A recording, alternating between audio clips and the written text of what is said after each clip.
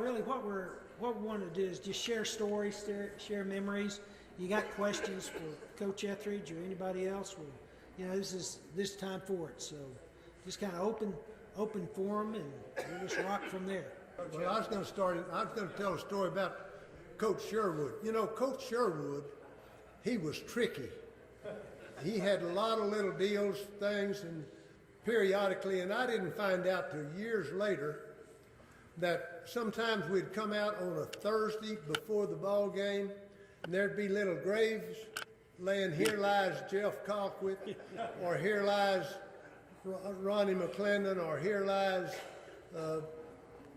Phil Perkle, or somebody, and everybody look at them and get mad, you know. And I thought it was somebody from out of town doing it. And all this time later on, I found out that it was Greg Sherwood coming. I don't know if you remember the time, I think it was when we were playing White Deer. May have been, and you were walking after we had our meal, and we walked around the field, walked from goal line to goal line. You remember that, players? We used to do that. And Greg had his brother go up, and as y'all were getting down there close to the goal line, he had his brother drive over from Panhandle and say, "Y'all better cross that goal line now. That's the last time you'll see it." You remember that? Well, I found out later it was Greg's brother. 10 or 20 years later, I didn't find out. I think when we got back in the dressing room, Glenn came up to you or came up to Greg Sherman and said, "Hey, there's a crazy guy down there in the field." He says we're not going to see the goal line tonight. How bad we beat them anyway. 35 to nothing. Oh, I know that. Well, I'll tell a story that also includes basketball. You all are like my students. Won't you come on in and have a seat here? Come down front. Yeah, this looks like my class here. We had gone to Shamrock in one of the most hideous nights of all time. You guys remember we didn't get home till about 4 o'clock in the morning because that old bus broke down all the darn time. And so anyway, and evidently they were all mad at us because when we had walked in, we had walked on their Shamrock. Well, I didn't know anything about it. No one else thought anything about it, you know, but boy, they were all, remember they cut some of the tires on some of our fans and things like that? But, so I was the 6th man on the basketball team. Here he comes. And I got to play that night down at Shamrock, and I can't remember the guy's name, but they were beating us by about 15 points, you know. And he'd say, "Look at the score, Robertson, look at the score." And I'd say, "Yeah, it doesn't read 55 to nothing, does it?" I can't remember what the final score. We scored 50 on them. We scored half 100 that night. And so I drive through Shamrock a lot going to the mountains, and I always have kind thoughts for it, I guess that's it. You talking about the night our bus broke down? Yeah. Wasn't that a horrible? You know, if it hadn't been for you guys and what a nice, pleasant bunch you are, I'd have really been mad. You remember that?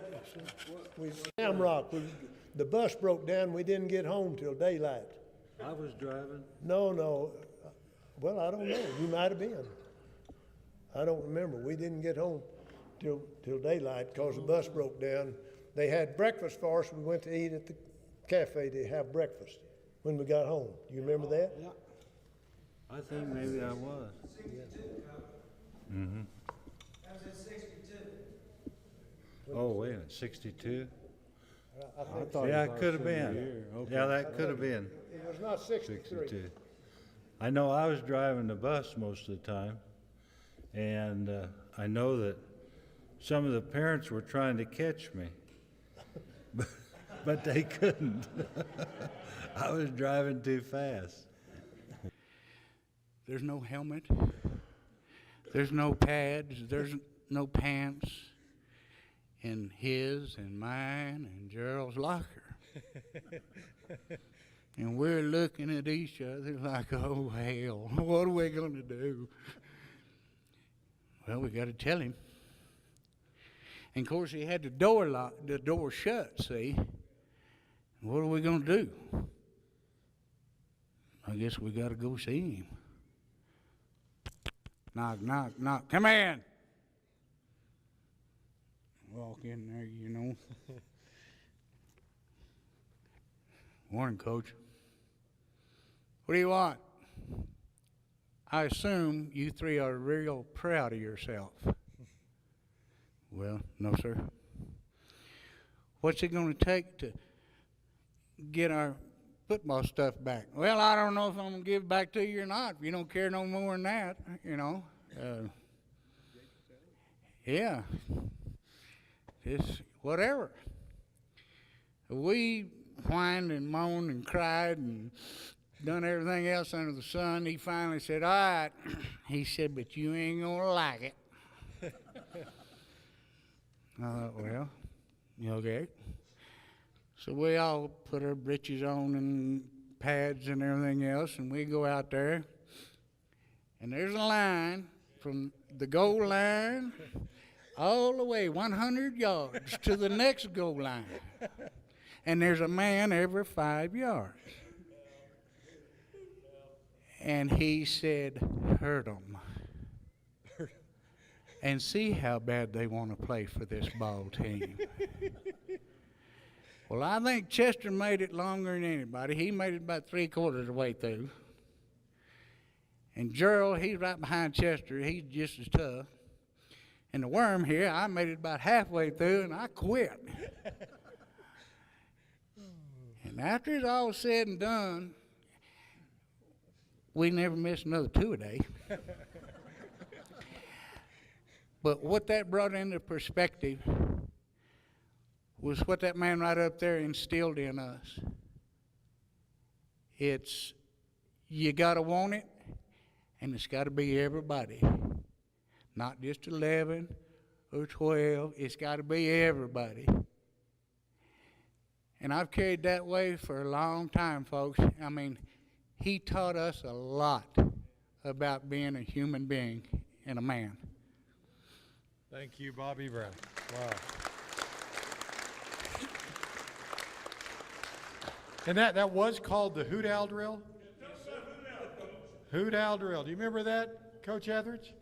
Coach Rickenberg? The what? The Hoot Owl Drill. That's what they supposedly, these guys called it that.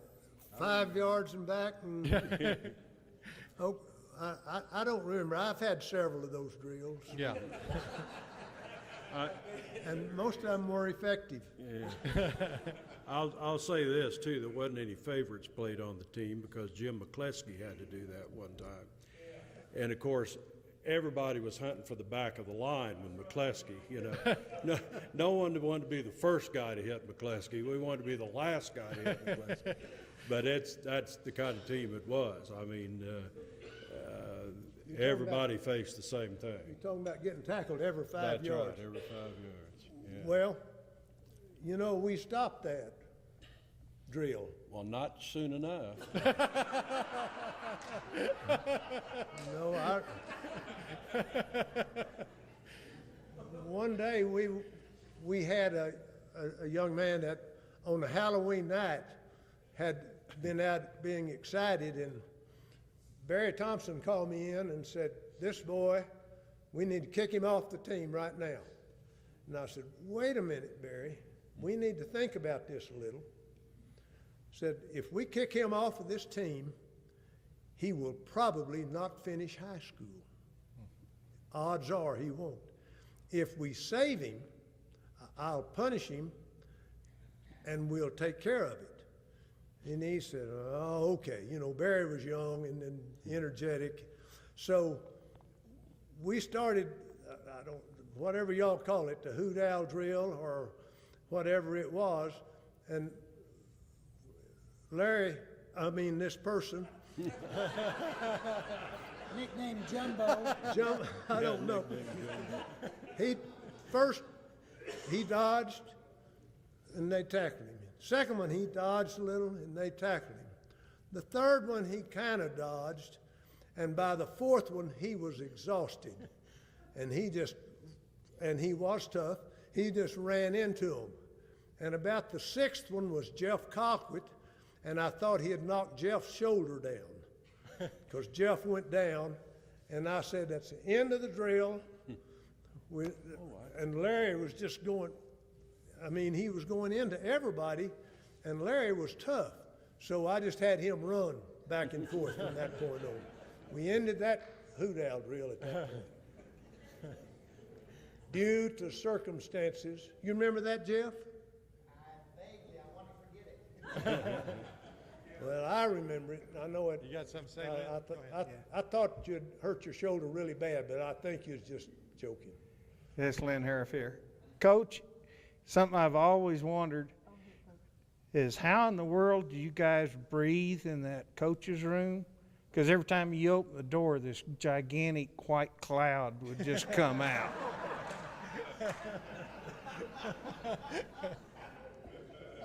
You know, I'm proud to say that at about 8 years after I left, I tried like heck to quit smoking.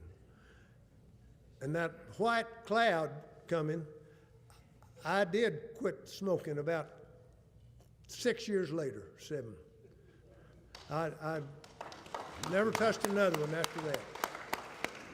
I believe 1970 is when I quit smoking, totally. Hadn't touched one since. It was so thick, I don't see how you could see it. In addition to a lot of other bad habits. Most of them. Lynn, I always thought if my job depended upon 15, 16, 17-year-old boys, I'd smoke cigarettes too. That was the main reason I quit, because of 15, 16, 17-year-old boys. And thank goodness I did.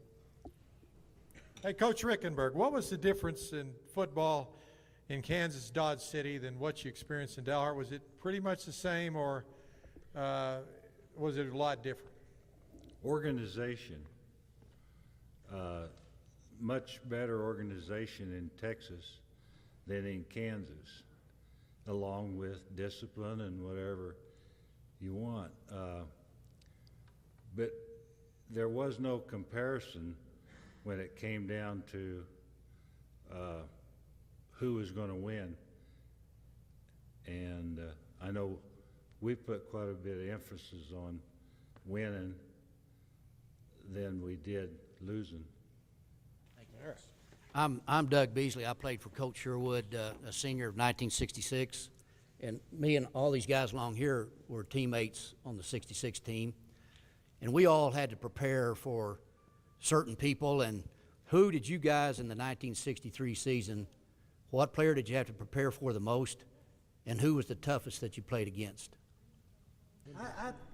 I remember in '63, Gray Benson from Shamrock was a real tough runner, and you know, that track meet we had with Tucumcari, Mike Legan, you know, he was a tough runner. Those are the two that I kind of remember being the toughest to prepare for, and you know, and just deal with. You guys got any different pictures? You talking about great players that we played against? Yeah. Who was the guy from Dimmitt? Well, the guy came after Coffee. James Cow. Yeah, I remember the week we were to play Dimmitt, there was an article came out in the Amarillo Globe News, and it quoted his coach saying, when he gets hit, his head never goes backward. And Coach just happened to read those lines to us about every day before practice, I think. Yeah. His head never goes backwards, his head, and he was a good player. He was a hard runner, no doubt, but we saw his head go backward. I remember the quarterback from Floydada, I had quite a bit of respect for. They were a pretty good team, and then he was Teague, I believe was his name. Rodney Teague. Rodney Teague. He was a pretty good player, and I thought we did a super job. Y'all did a super job against him, and it was at that. That funny thing about Floyd Ada, I don't know if y'all remember, you know, we wore gold jerseys all the time. We didn't have purple or white. We wore gold jerseys. I liked that because we seemed to perform pretty good in them.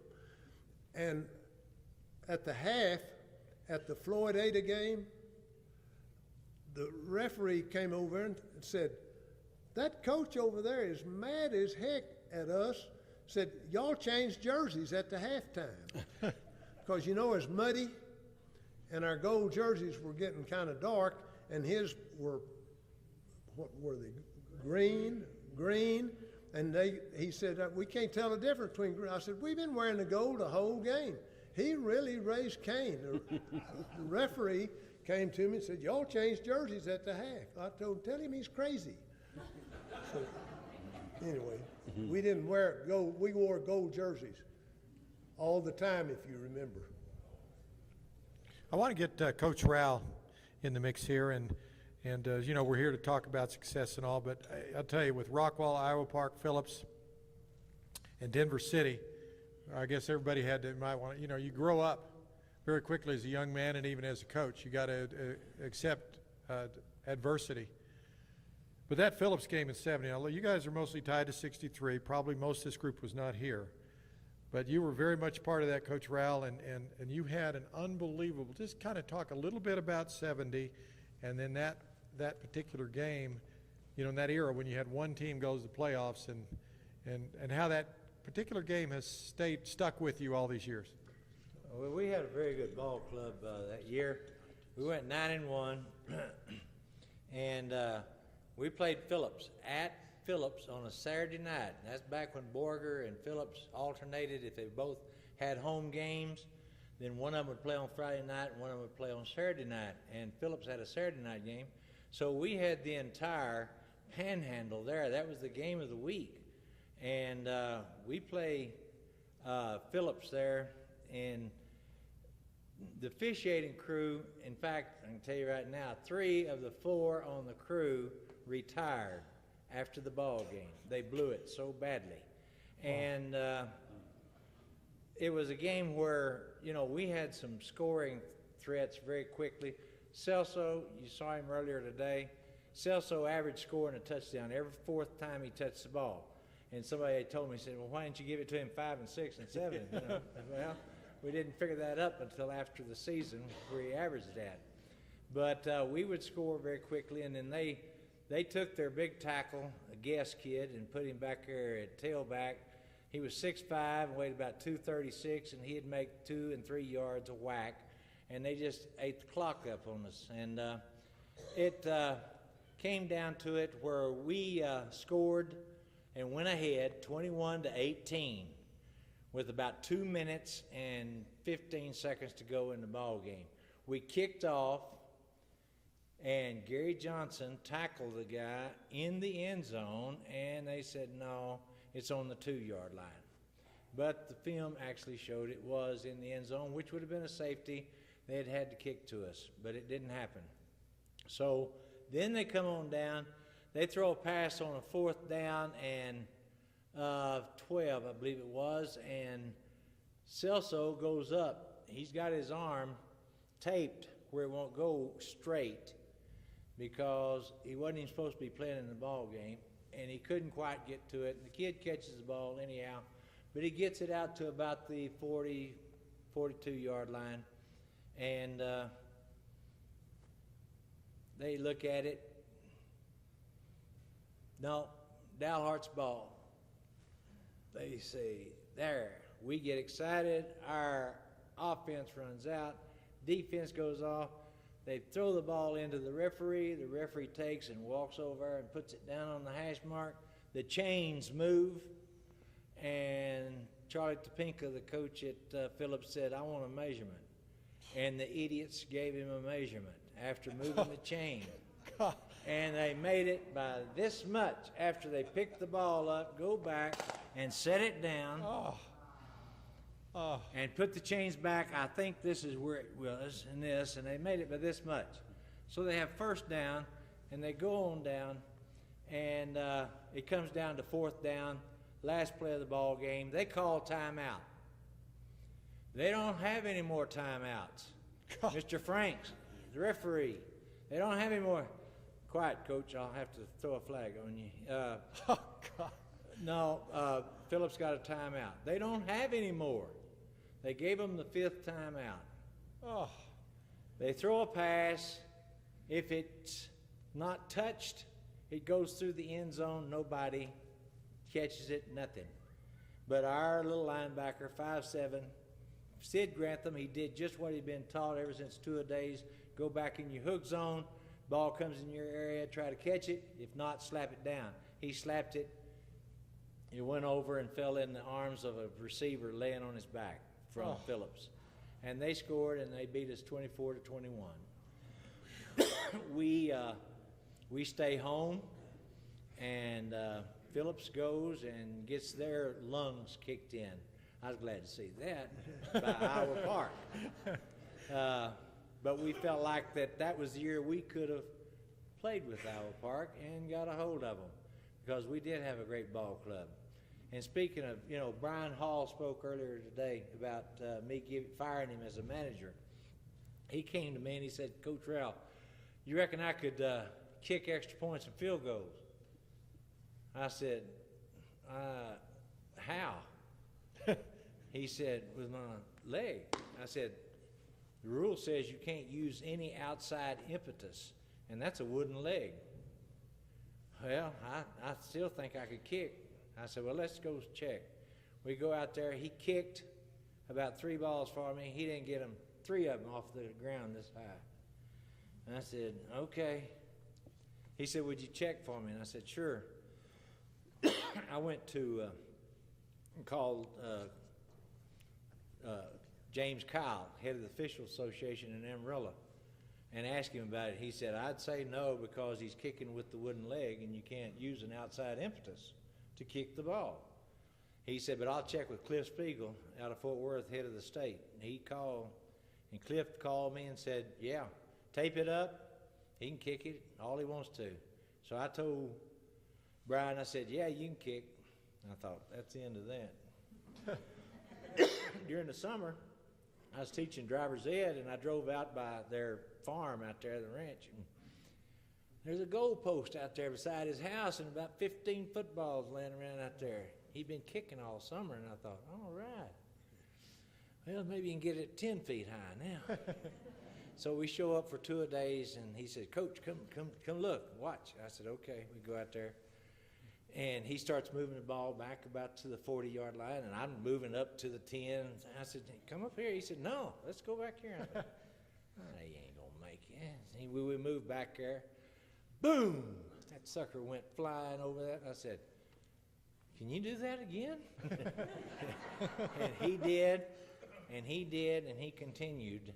And what we would do is on kickoffs, we'd put it over on the hash mark. He'd kick it so high to the end zone that we'd rush to try to get down to there because he wouldn't kick it into the end zone. But he didn't just play kicker. He played some 2 technique for us with that wooden leg, and he got it turned wrong backwards out there one day. And the kid that was playing for Dimmitt thought he had broken his leg and looked at it over like that. And he was going, what have I done? What have I done? And Brian goes, and everything, and Brian went, and I guarantee you he was not the slowest when we ran sprints. He ran every sprint with the wooden leg and was right in the middle of the pack and did a great job. And he's just another example of the great young men that came out of Dalhart. Just kind of as a footnote, I'm sorry, I didn't mean to cut you off there, Coach, but as a footnote on the Phillips measurement situation, I see Tommy Sherrill back there, and I don't know if Jack Boston is here, but the story I heard is that the measurement came as a result of a call down from the assistant football coach at Phillips, a guy named Bob Moore, to Charlie Topinka, the head coach, said, you need to have him measure it. You need to have him measure it. And so as a result of Bob Moore making this call down onto the field, they had the measurement. I don't know how many years later, 4 or 5 years later, Bob Moore was the head coach at Dalhart High School. Now, is that urban legend, Coach Boston, or is that all true?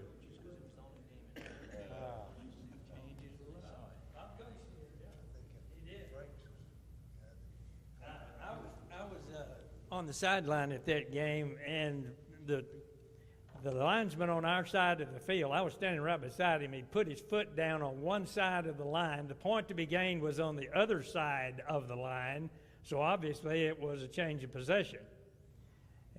And then when what he did when he took the ball, the official rotated it, so by the length of the football, when they got ready to measure, they didn't re-rotate and get it going the same direction it was going for the measurement. And it still would have been short if it had measured it properly, but they did not, and therefore that was what led to the other bizarre events of that drive.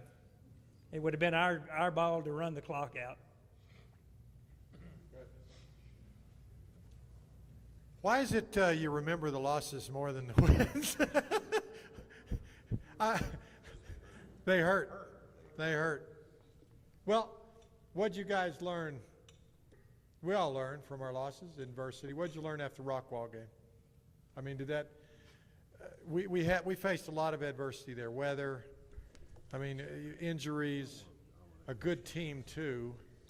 But what'd you take from that, Phil? What'd you take from that game? Well, I think the only thing I remember about Rockwall is I think we got beat pretty bad. If I remember, they ran that fullback kind of down our throat, and little Jackie Anderson was fast, and I just remember getting beat. You know, Yeah. No matter what quarterback we were playing or what the weather was, my memory, they just whipped us. They were bigger, stronger, and faster. And it's hard to lose a semifinal football game. I lost 5 of them, I know. Whoa. I won 3 of them, but it's hard when you lose and you get in the playoffs or a bye district, or those games hurt the worst, and there's nothing you can do about them. Every game that you lost, when I was here, they were bigger, stronger, and faster than us. Every one of them, maybe one of them wasn't, but any game that we lost, those other guys were just bigger, stronger, and faster. And sometimes, then they were well coached, and there's nothing you can do about that. You know, speaking of that coach, you might have seen the article in the Texan. Jim Hess was the coach of Rockwall.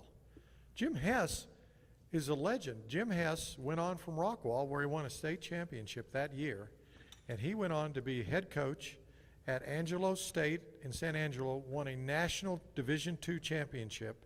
He went to Stephen F. Austin, had incredible success at a 1AA program. Then he went out to New Mexico State, where nobody has a chance, out where near I live.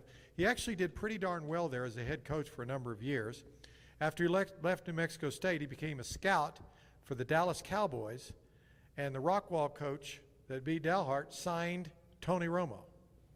And that's amazing. So he continued his career for many years, and he's still active. He sells scoreboards around the state because he's gotten out of coaching and scouting. But he's a fine man. I knew him a lot, quite well, when I was in El Paso, and he was in Las Cruces nearby. So we lost that game. Well, if we'd have been healthy, it'd have been closer and whatever. But I tell you what, they were well coached. Absolutely. Yeah. The 61 team, we shouldn't have knocked their Quanah's fullback out. We knocked their fullback out of the game, and you remember they put their center back there, and he was about 20 pounds bigger than their fullback.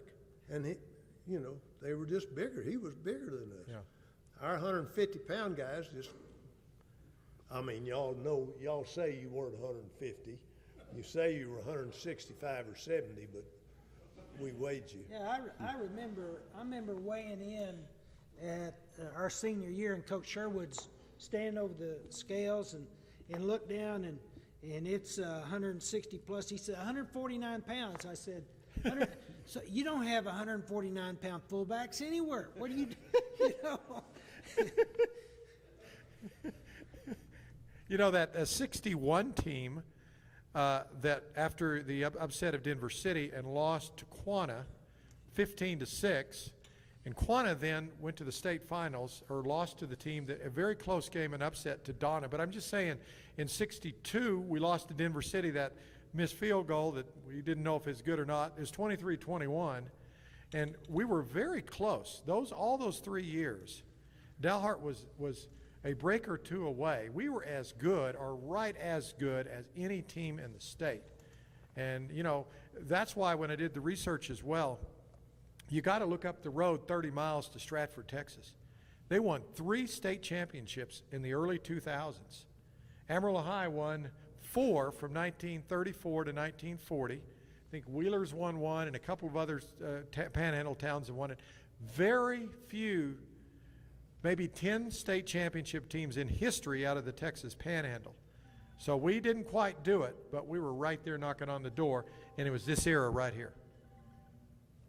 You know, one of the things, one of the things I loved about Coach Sherwood was, he was a very personal guy. And I'll never forget when I was a sophomore after the 61 season, I'd played basketball all the way through junior high and started it out at guard. So I'm getting ready to go play basketball, and Coach Sherwood catches me in the hall, and he puts his arm around me. He says, Perkle, he said, you're not gonna disappoint the basketball coach by going out this year, are you? I said, I guess not. He said, good, I'll see you in off season. So. Somebody had a question back here. How did you prepare for Donnie Anderson, and how did you play against him? Donnie Anderson. Donnie Anderson, yes. Yeah, when you Very had to good prepare player. against the him. first year I was head coach, in 1960, we played Donnie Anderson. Donnie had his twin brother, and he had a fullback that went to UTEP, and he had another back that went to A&M that led the Southwest Conference in receiving passes. They had those 4 backs in 1960, and when we played them at our place. It was like the second or third game that I coached. We lost Jack at the halftime. The score was 20-20 at the half, and they beat us 40-20. But we played them good. And I think that, of course, that's when we lost Jack. But Donnie Anderson was a super player. He was a good defensive player. And his brother was the quarterback. Yep, brother was a quarterback. Dalhart beat him in 59 and I think 58. It was 60 that Dalhart lost to him. So we did beat him as well when they were underclassmen. I had the distinction when I was in college. My freshman year, we go down to Tech to play the freshman team, and Donnie Anderson was on that team, and they had about 70 lined up, and we had about 30 from West Texas. And we go out there, and I had the distinction of knocking Donnie Anderson out cold on a punt. He was returning the punt. I was the center. I made the long snap. The 2 gunners on the outside and the center, you go down. Well, they missed me, and he never signaled for a fair catch, and he was just sitting there waiting. And I hit him right under the chin, knocked him cold. He got up and scored 5 touchdowns against us. I sure didn't mean to take him off, I guarantee you. Speaking of Donnie Anderson, I don't know if y'all remember, but after one of the Super Bowls, and I can't remember if they were playing Oakland or Kansas City, but whoever it was, they had a defensive back that was supposed to be the hammer or the club or something. Where was that? Fred Wilkinson. Fred Williamson. And anyway, Donnie ran a sweep, and he came up, and Donnie knocked him out of the game. And so they're interviewing him in the dressing room afterwards, and he's sitting there, and he's got his T-shirt on, and he's got that cigar. I don't know if y'all remember that. He's got that cigar in front of the camera, and they asked him about him and said, is that the hardest you've ever been hit? And he said, no, the hardest I've ever been hit was by Jack McCluskey from Dalhart. Wow. So take that, Doc Rowell. Yeah. He couldn't remember after I hit him there,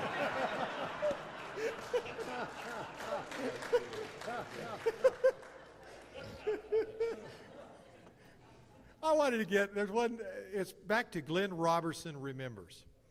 And of course, our afternoon, I appreciate you guys hanging with us this afternoon. It looked like everybody's having a good time because it went on. I knew I was worried, but thank you.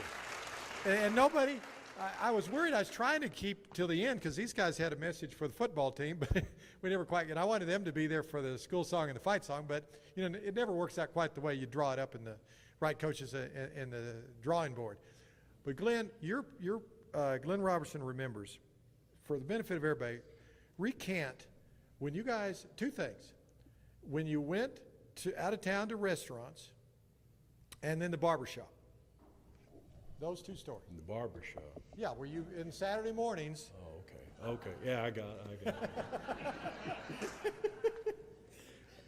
Well,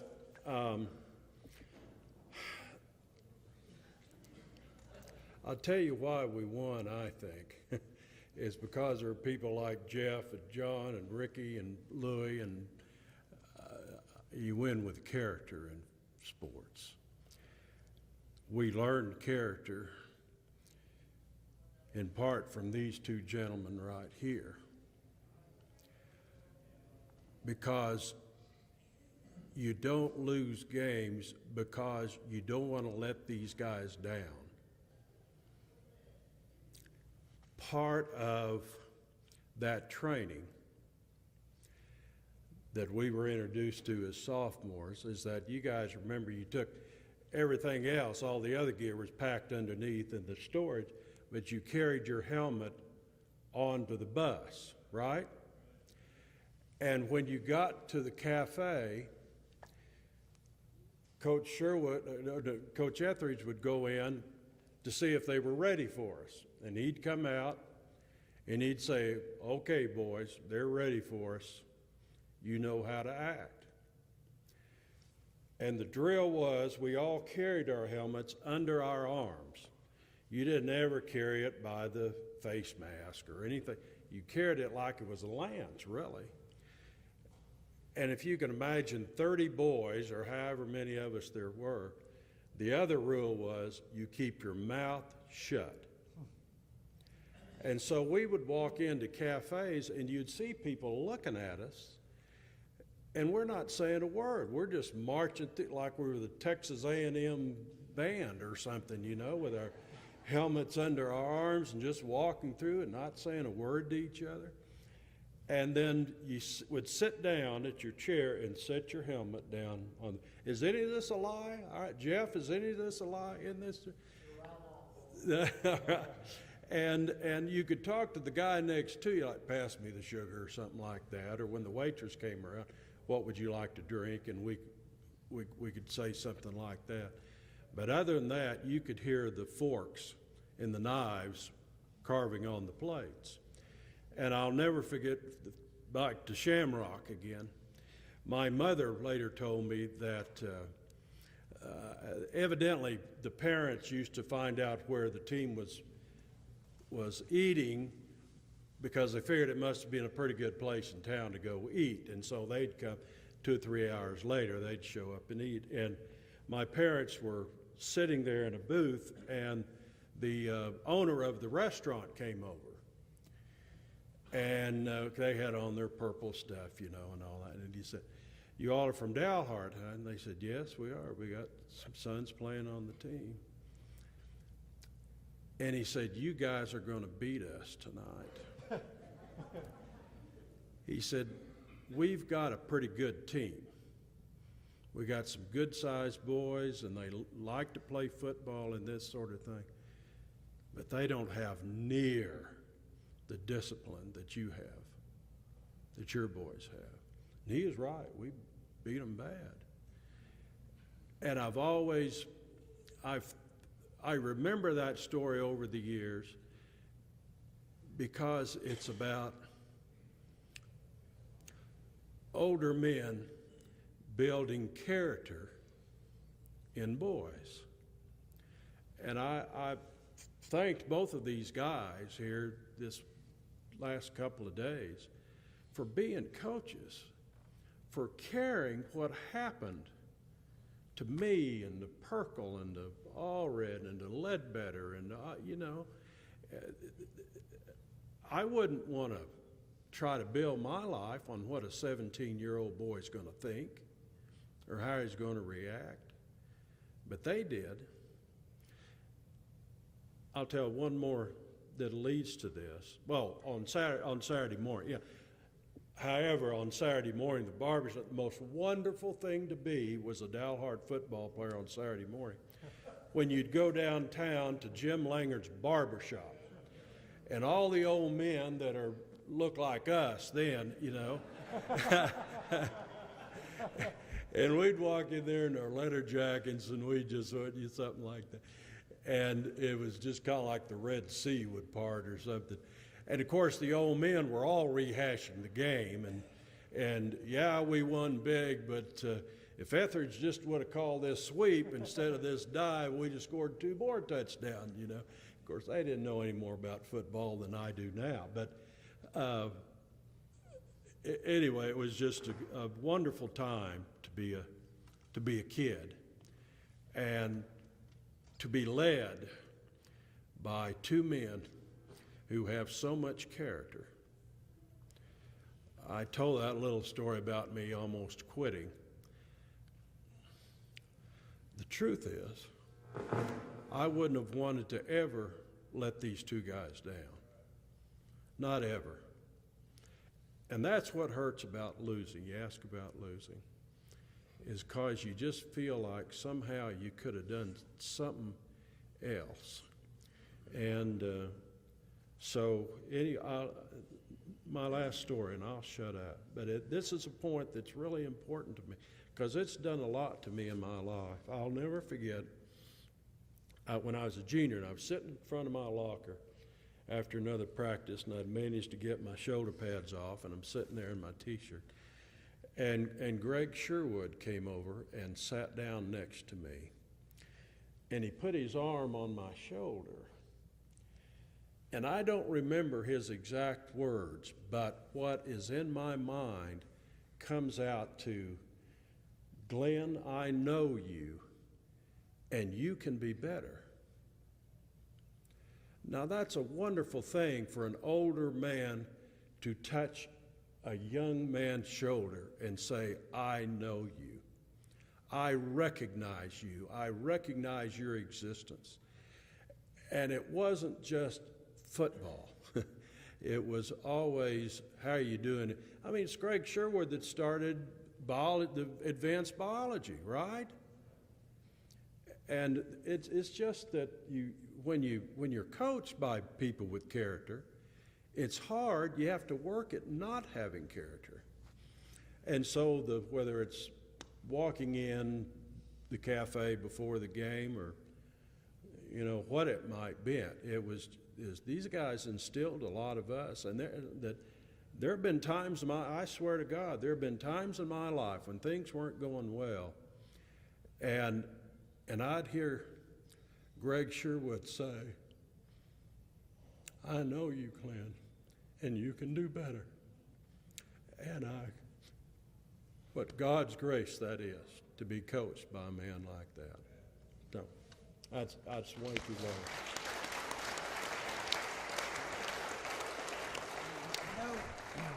long. Coaching is a relationship, and I want you to think about those of us that have played during that era, how our coaches interacted with us and related to us. I never remember in all of my junior high and high school playing days hearing a coach belittle a kid or degrade a kid or talk down to a kid or cuss a kid. I just don't remember it. The first time I heard it was in college, and we were in a drill, and this coach comes in, he grabs a kid, and by the face mask, he's yelling, screaming, cussing, and I remember stepping back thinking, what in the world? I've never seen anything like that. And I remember back in the dorm, we were talking, I said, God, did you guys see Coach Dalhart? Did you see him?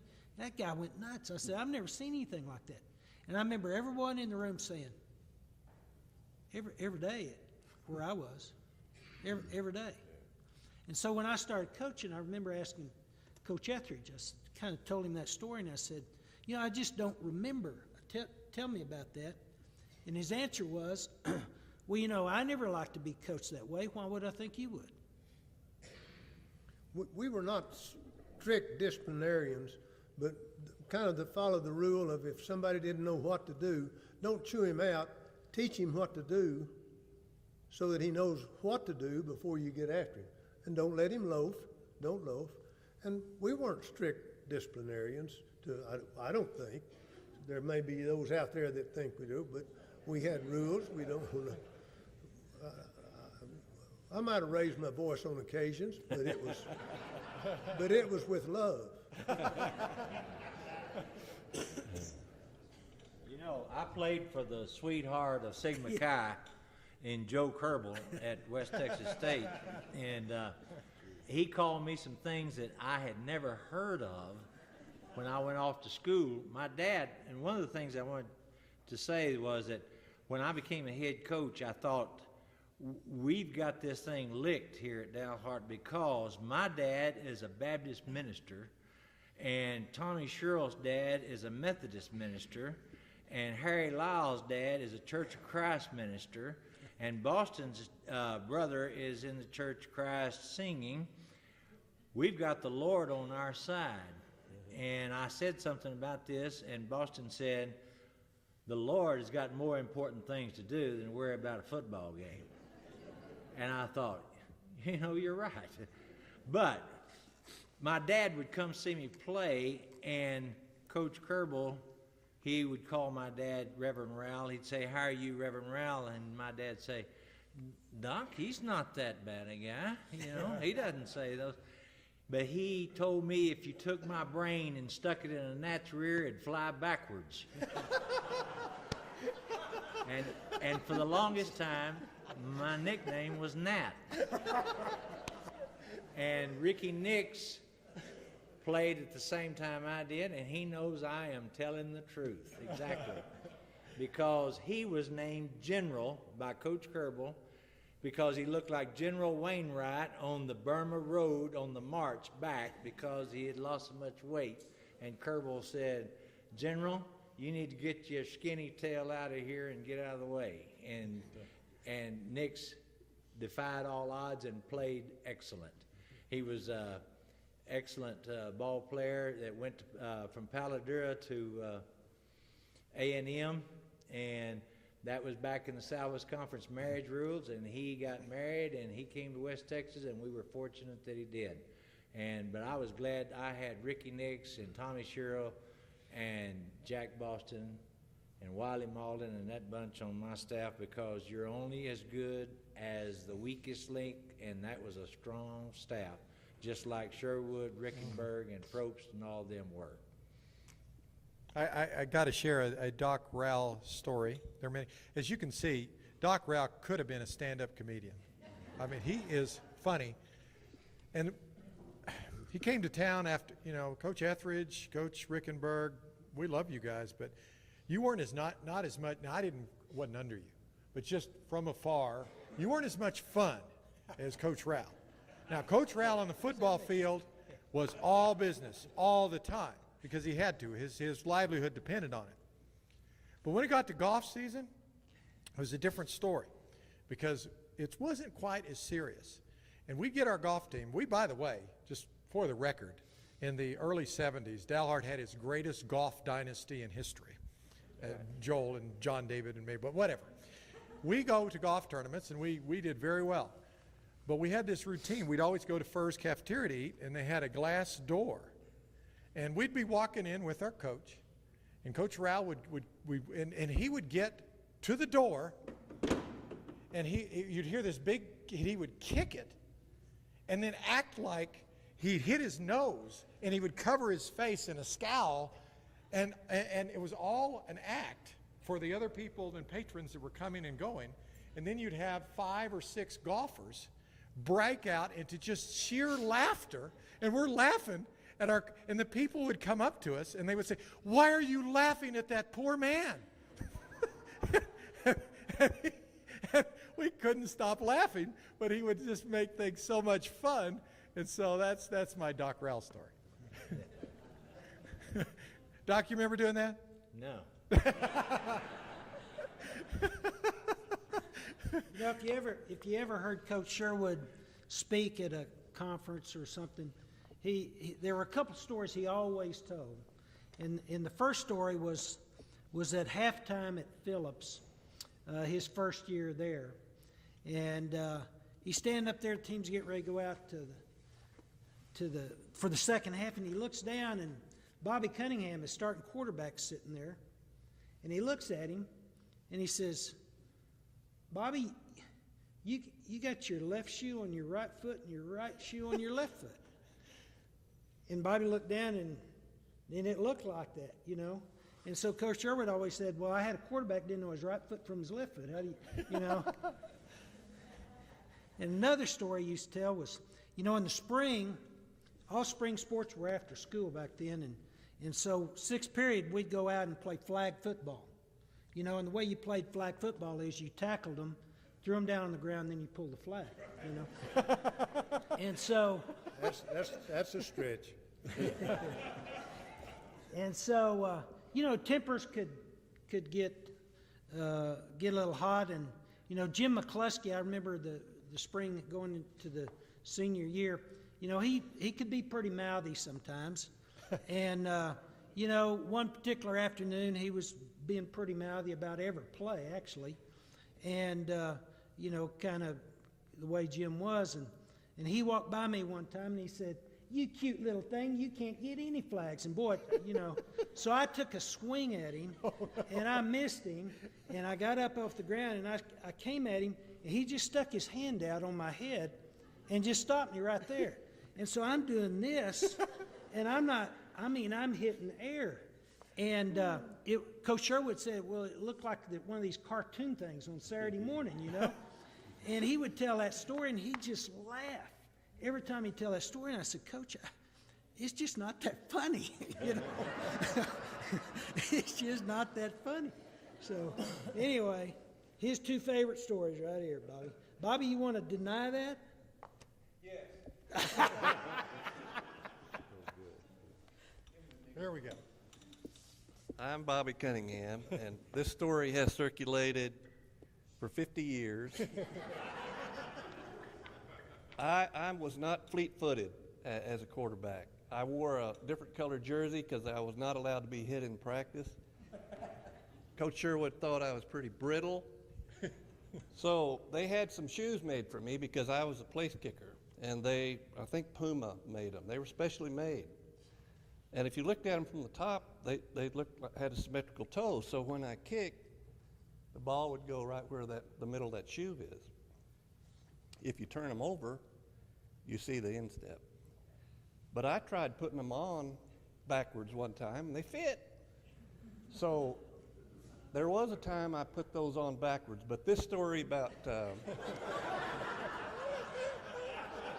we played Stinnett, and we scored 3 times. We won 20 or 21 to nothing. But one extra point went that way and one went that way. But that third one went right down the middle. And this all happened after Stinnett instead of Phillips, Mr. Perkle. Okay. But that seems to be my one claim to fame. I want to say one other thing about Dalhart football. I played on the B team as a junior, and we had some pretty good sophomores. And Coach Sherwood was our coach, and we loved him. Went to Dumas. We'd never beaten Dumas in any sport in any time. We went to Dumas. It was 6 degrees. There was freezing rain, snow on the ground. And we came out to pregame, and I went over to Coach Sherwood because I was a captain. I said, is it all right if we bypass the push-ups? He said, no, do the push-ups. Everybody went down on the ground with their push-ups, and the hands froze immediately, especially mine. And in the first quarter, Danny Bush was the fullback. I had no feeling in my hands. I kept trying to do this, and I couldn't feel them at all. We ran 3:19 or 3:31. What's the fullback? 332. Call any 3 digits. Either you or Jim Cockwood was the center. We were on our 20. We snap the ball. It hits my hands and falls in a puddle. I make the turn to hand off to Danny. He comes by and sees the ball on the ground, picks it up, and goes 80 yards for a touchdown. And we beat them 6-0, and that's the first time we beat Dumas, and we've done it a lot of times since.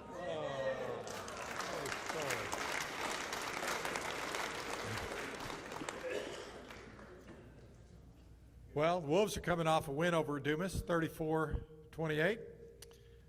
And they're by most a slight underdog tonight to Bushland. Bushland has like a 6'5" quarterback. It's Division I talent. It wasn't that something about Coach Young and how he harkens back to the days primarily of Coach Etheridge, even the roots there in Coach Sherwood.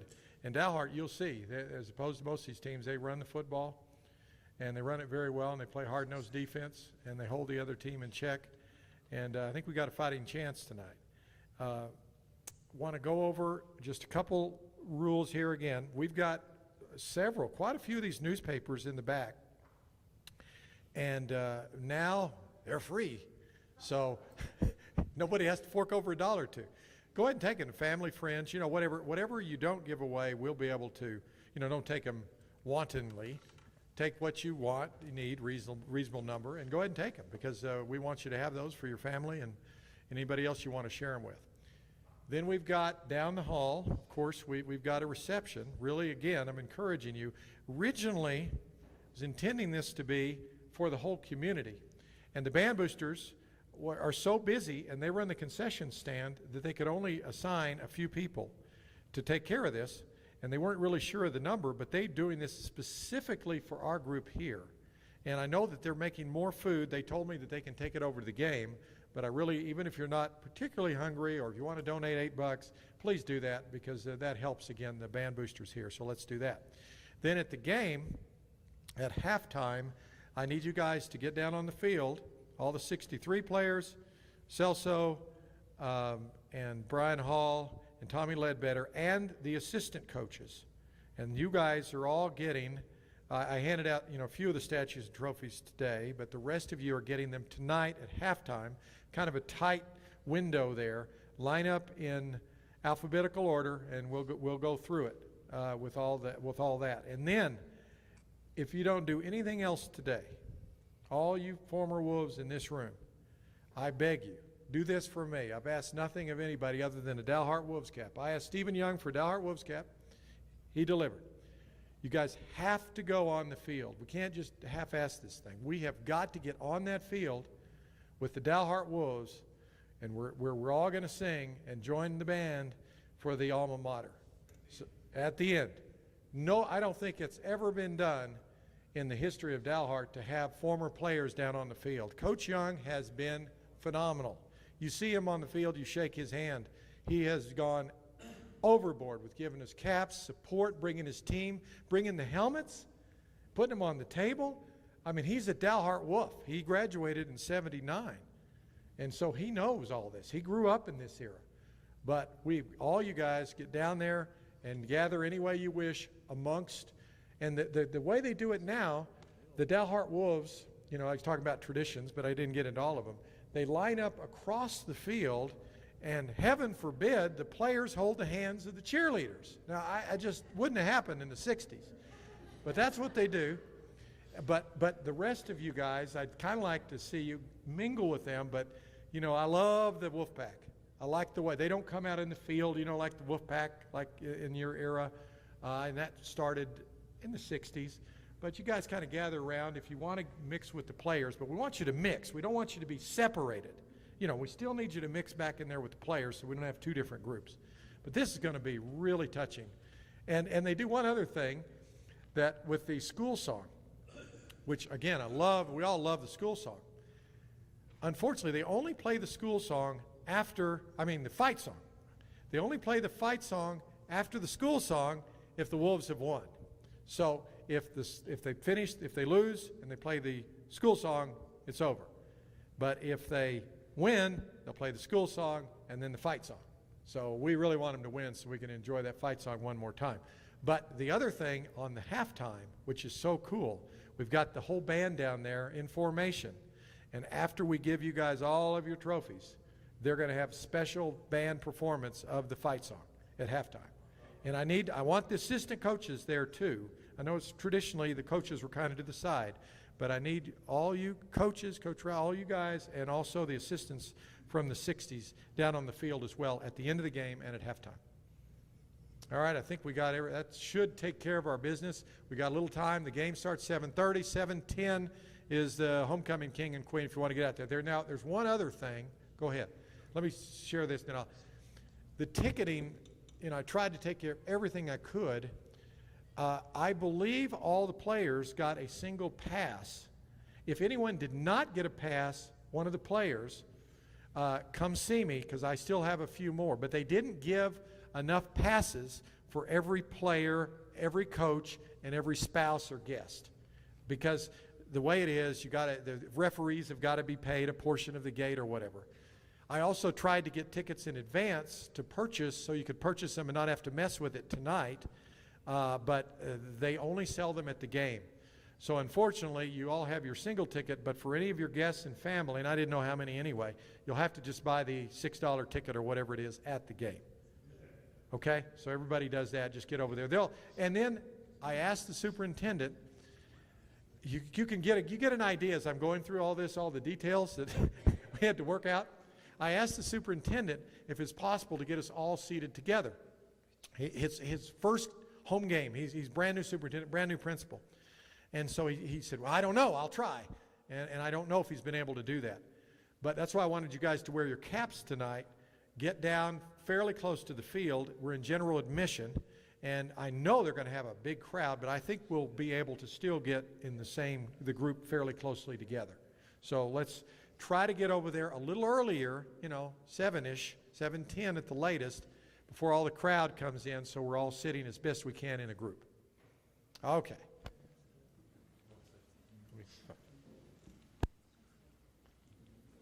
I just wanted to say, and I think everybody needs to stand and give Kevin and Joel a standing ovation because this has been absolutely fabulous.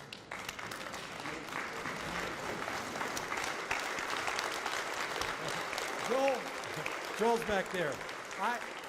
Thank you guys.